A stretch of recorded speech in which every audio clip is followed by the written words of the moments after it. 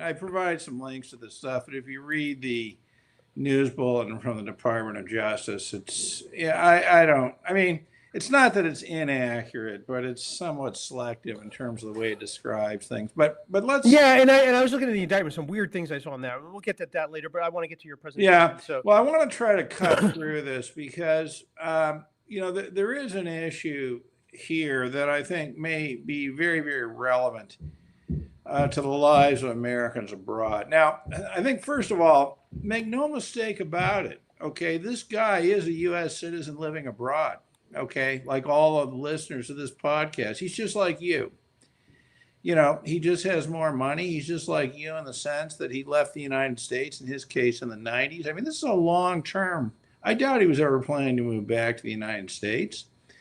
A long term U.S. citizen abroad. He has a spouse who's a French citizen, not a U.S. citizen. I mean, that in itself is suspicious, as we know.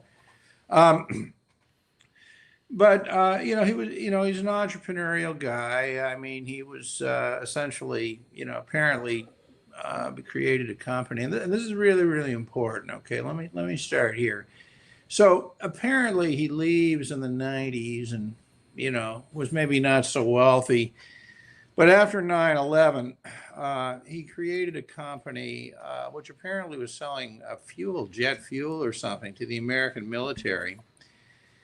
And this is just based from the facts in the indictment. I don't, I have no way of knowing how true all this is. But, these are the facts we're working with.